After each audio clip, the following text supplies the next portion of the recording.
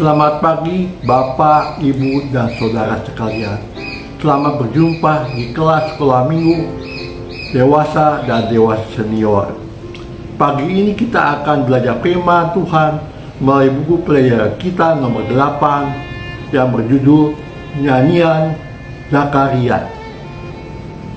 Tetapi sebelum kita membahasnya, mari kita berdoa terlebih dahulu. Bapa di surga, sebentar kami belajar firman Tuhan melalui pelajaran sekolah minggu. Kiranya Roh Kudus menolong kami supaya firman Tuhan yang kami baca, yang kami pelajari dapat kami mengerti, supaya menjadi berkat, menumbuhkan iman dan rohani kami untuk lebih dewasa lagi. Terima kasih Bapa, di dalam nama Tuhan Yesus berdoa. Amin.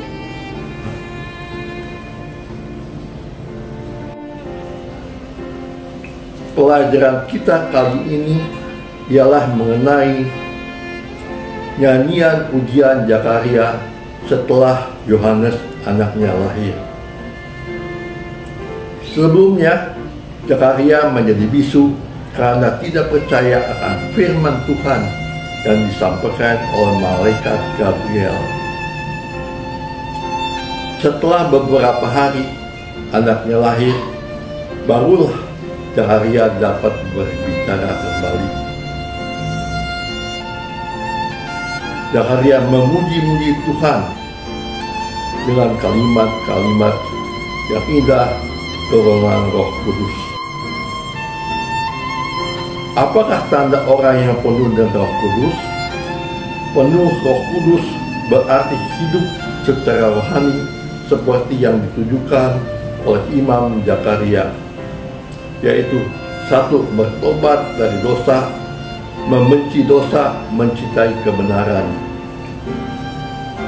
beriman dan taat pada firman Tuhan, sikap dan perbuatannya memuliakan Tuhan, memberitahukan kelepasan, keselamatan yang dari Tuhan. Orang yang penuh Roh Kudus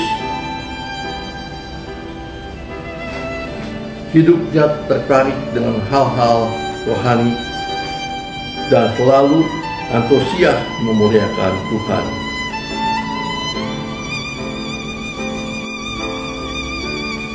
Marilah kita belajar dari nyanyian pujian Zakaria ini. Nyanyian Zakaria ini dibagi atas 2 bagian. Yang pertama, berita keselamatan, yang diambil dari Lukas 1 ayat 68 sampai dengan 75. Firman Tuhan berkata, "Terpujilah Tuhan Allah Israel, sebab Ia melawat umatnya dan membawa kelepasan baginya. Ia menumbuhkan sebuah tanduk keselamatan bagi kita di dalam keturunan Daud hambanya itu, seperti yang telah difirmankannya sejak purbakala oleh mulut nabi-nabinya yang kudus, untuk melepaskan kita dari musuh-musuh kita dan dari tangan semua orang yang membenci kita, untuk menunjukkan rahmat-Nya kepada nenek moyang kita dan mengingatkan perjanjian yang kudus, yaitu sumpah yang diucapkannya kepada Abraham, bapa leluhur kita, bahwa Ia mengaruniai kita supaya kita terlepas dari tangan musuh, dapat beribadah kepadanya tanpa takut dalam kekudusan dan kebenaran di hadapannya seumur hidup kita."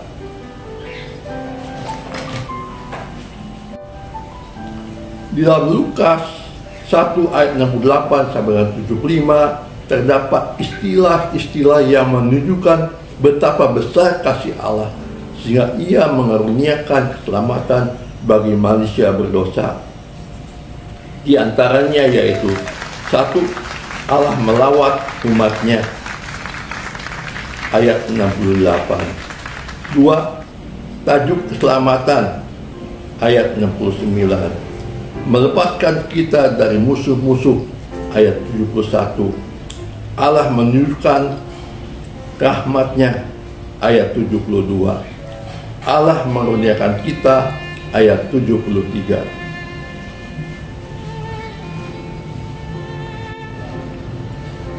Zakaria sangat berbahagia karena mendapat berkat istimewa, yaitu kelahiran seorang anak yang sudah ditunggu berpuluh tahun lamanya. Tetapi betapapun saja berkat dari Tuhan, masih ada berkat lebih besar dan lebih penting, yaitu keselamatan hidup kekal berdasarkan pengampunan dosa. Lukas 1 ayat 77. Bapak, Ibu, dan saudara sekalian, kita juga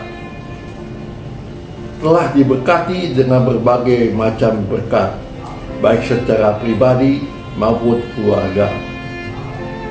Tetapi yang terpenting dari semuanya adalah berkat keselamatan yang kita peroleh sejak beriman pada Tuhan Yesus, seperti ada tertulis dalam Efesus 5 ayat 7 dan Efesus 2 ayat 8 dan 9. Saya akan membacakannya. Dalam kasih Ia telah menentukan kita dari semula oleh Yesus Kristus untuk menjadi anak-anak-Nya, sesuai dengan kerelaan kehendak-Nya, supaya terpujilah kasih karunia-Nya yang mulia yang karuniakannya kepada kita di dalam Dia yang dikasihinya. Sebab di dalam Dia dan oleh darah-Nya kita beroleh penebusan, yaitu pengampunan dosa menurut kekayaan kasih karunia-Nya. Pasal 2 ayat 8 dan 9. Sebab karena kasih karunia kamu diselamatkan oleh iman.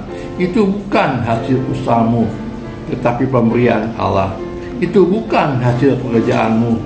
Jangan ada orang yang membanggakan diri, karena kita ini buatan Allah, diciptakan dalam Kristus Yesus untuk melakukan pekerjaan baik yang dipersiapkan Allah sebelumnya. Dia mau supaya kita hidup di dalamnya. Jadi keselamatan yang kita terima dari Yesus adalah anugerah murni kasih Tuhan yang amat besar, bukan usaha kita sendiri.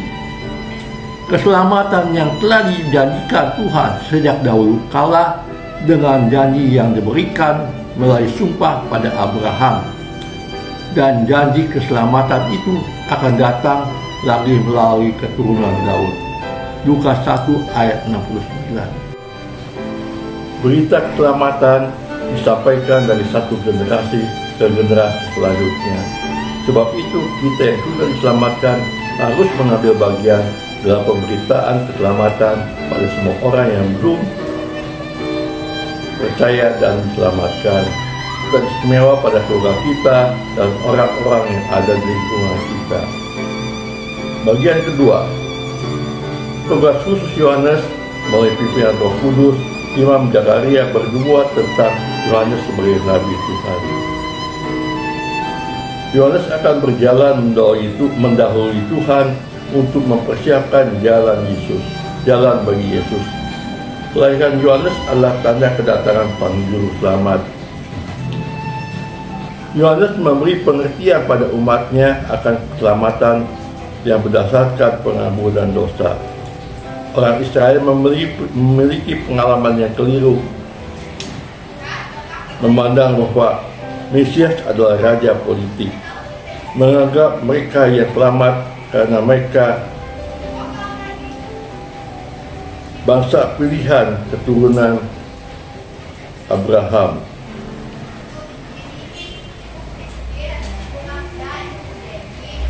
Yohanes memperkenalkan Yesus sebagai anak domba Allah yang akan menghapus dosa manusia. Apakah Yohanes berhasil melakukan tugasnya? Ya, tentu, sebab Yohanes melakukannya dengan taat dan setia. Murid-murid Yesus yang pertama adalah orang-orang yang telah dimuridkan oleh Yohanes, kemudian diserahkan menjadi pengikut Yesus, terdapat dalam Yohanes 1 ayat 35-37. Kesimpulan, Zakaria penuh dengan Roh Kudus, maka ia memuji Allah atas rahmat-Nya yang besar. Zakaria bernubuat tentang berita keselamatan yang sudah dijanjikan Tuhan, dan anaknya Yohanes bertugas menyiapkan jalan bagi kedatangan Juru Selamat. Sebagai penutup, mari kita membaca ayat hafalan hari ini dari Lukas 1 ayat 68. Terpujilah Tuhan Allah Israel, sebab Ia melawat umat-Nya dan membawa kelepasan baginya. Lukas 1 ayat 68. Silakan Bapak, Ibu, Saudara berdiskusi di kelas masing-masing. Mari kita berdoa. Bapa di surga, kami sudah belajar firman Tuhan. Bila segala sesuatu yang belum kami mengerti, Roh Kudus yang akan memberikan pengertian kepada kami semuanya. Terima kasih Bapa, di dalam nama Tuhan Yesus kami berdoa. Amin.